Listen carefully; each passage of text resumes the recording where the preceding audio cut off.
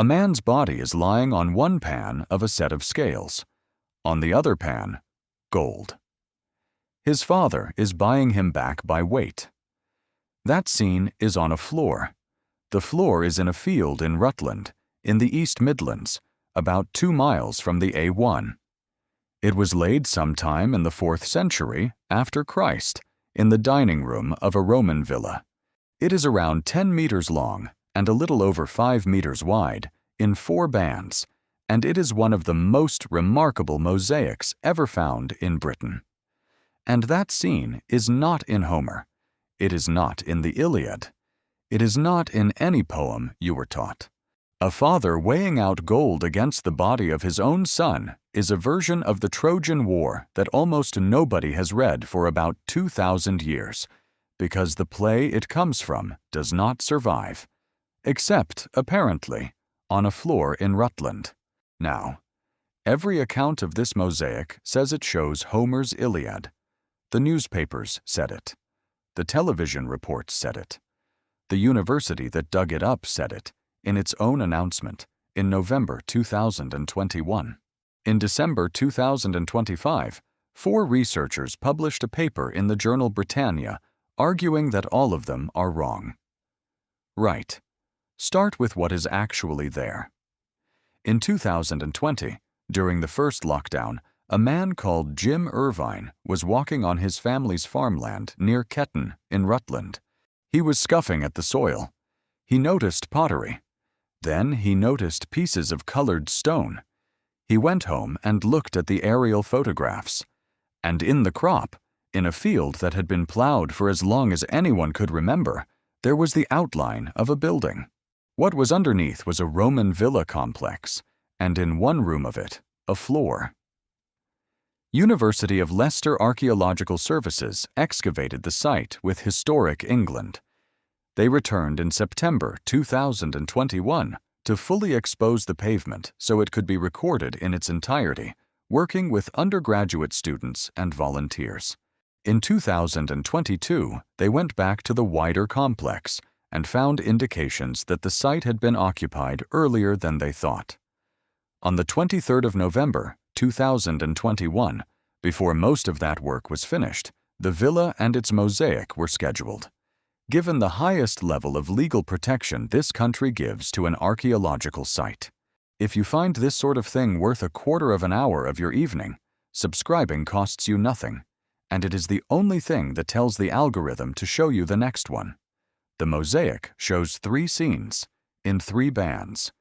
A duel between 2 men in chariots, a body being dragged behind a chariot, and a body on a set of scales being weighed against gold. Anyone who has read the Iliad recognizes that immediately. Achilles kills Hector. Achilles drags Hector's body. Priam, Hector's father, comes to ransom his son. So the story wrote itself.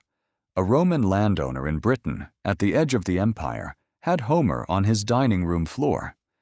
Here is the problem with that. The Iliad says 3 things did not happen that way. The first is the chariots. On the mosaic, Achilles and Hector are fighting from chariots. They are riding them, at each other, as weapons. In Homer, that is not what chariots are for. Chariots carry heroes to the battle. Then the heroes get down and fight on foot. The duel between Achilles and Hector is not a chariot charge. It is a chase. 3 times around the walls of Troy, on foot. 1 man running for his life. The second is the injuries. On the mosaic, the dragged body has abrasions. You can see them. They are picked out in red tesserae, deliberately, by a craftsman who wanted you to see torn skin. In Homer, that cannot happen. Apollo protects the corpse. The poem says the god, pitying the man, guarded his skin from any lacerations even in death. That is the point of the passage. Achilles drags Hector's body for days and it is not marked. The mosaic marks it. And the third is the scales. In the Iliad, Priam brings a ransom. It is listed: robes, tunics, blankets, cloaks, and 10 talents of gold. Nobody weighs anything. There is no balance, and that is not an omission. Achilles specifically rules it out. He says he would not release the body even if Priam bid that it be ransomed for gold. So on this floor, a chariot duel Homer does not describe, a mutilated body Homer says was protected, and a weighing that Homer's Achilles explicitly refuses. 3 scenes. 3 contradictions, on the same floor, in the same room, by the same hand. Which leaves an obvious question. If it is not Homer, whose story is it? The answer is in a footnote. In the 10th century, roughly 1400 years after Homer, somebody produced a manuscript of the Iliad that is now in Venice. It is called the Venetus A. In the margins of it are scholia, notes, copied and recopied from much older commentaries by scholars whose own work is otherwise lost. Alongside Book 22, line 351, the line where Achilles refuses to sell the body for gold, one of those notes says that Aeschylus actually does do a weighing of Hector's body for gold in the Phrygians. Aeschylus wrote the Phrygians in Athens in the 5th century before Christ. It also went by another title, The Ransom of Hector. We do not have it. It is lost. What survives is fragments and references, and that note in the margin of somebody else's poem. And in that lost play, according to the note, Hector's body is put on a set of scales. That is what is on the floor in Rutland. The researchers, Jane Masseglia, Jennifer Browning, Jeremy Taylor, and John Thomas, do not rest the case on one marginal note. They show the weighing turning up in at least 6 later writers: Aristophanes, Julius Pollux, Athenaeus, Stobaeus, Hesychius. It starts with Aeschylus, and it keeps circulating. And there is a smaller detail, which I find harder to explain than the big one. In the dragging scene, underneath the horses, there is a snake. That snake appears in Athenian vase painting from around 510 before Christ, marking the tomb of Patroclus. After Euripides, that location largely drops out of the tradition. It is on a floor in Rutland, 800 years later. Which brings us to the part the paper does not solve, and says so. How does a lost Athenian play from the 5th century before Christ end up on a dining room floor in 4th century Britain? The authors give 3 answers, and they are careful to say why they are giving 3. They write that including all 3 is not born of indecision, but because these hypotheses draw on debates inside specialized subdisciplines. In other words, this is where the experts disagree, and here is the disagreement. Option 1. An illustrated text of Aeschylus. Somebody in Britain had a copy of the play with pictures, and the mosaicist copied it. The problem is that no illustrated tragedy survives from antiquity at all.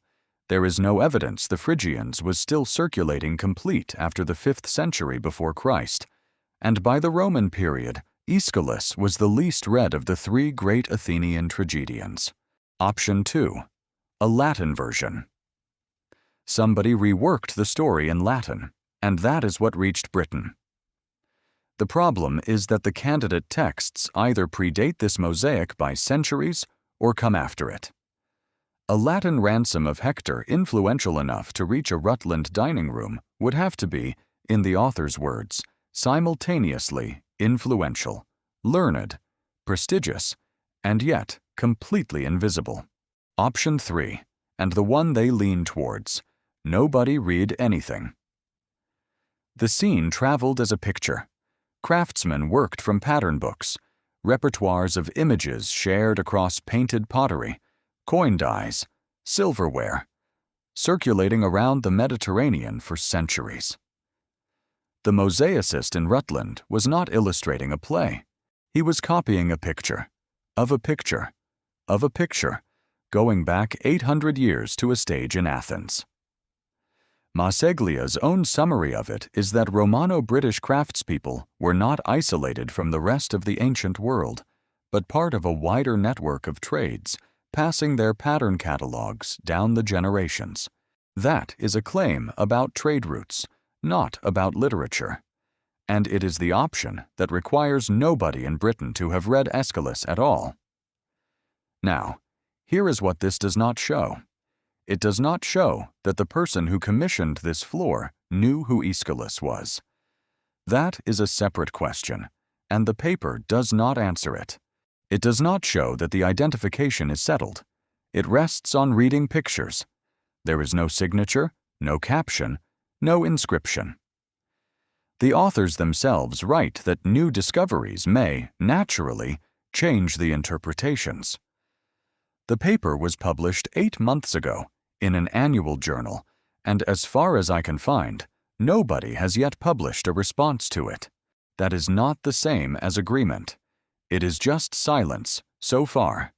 And the first band of the Mosaic, the one closest to where people would have reclined to eat, had a square panel at its center. That panel is largely lost. Whatever it showed, it is gone, and the paper does not speculate about it. Neither will I. So, the last thing. Go back to the scales. The third scene. A father buying back the body of his son by weight. That panel is the damaged one. Badly damaged, the paper says, tesserae missing, and tesserae blackened, the result of a fire during later occupation. Somebody burned it. And after the fire, after the mosaic had gone out of use, people were still in that room. Because in the rubble lying on top of the floor, the excavators found human remains. Their precise age is not known. They are later than the mosaic. They are positioned in a relationship to the villa building, which suggests a very late Roman or early medieval date. Radiocarbon dating is still to come. So, a burnt picture of a father collecting his son's body, with somebody else's body lying in the rubble on top of it. The site has now been backfilled to protect it. It is on private land. It is not open to the public. You cannot go and look at it. Nobody can. It is under a field in Rutland, and the last people to see it were the ones who covered it back up.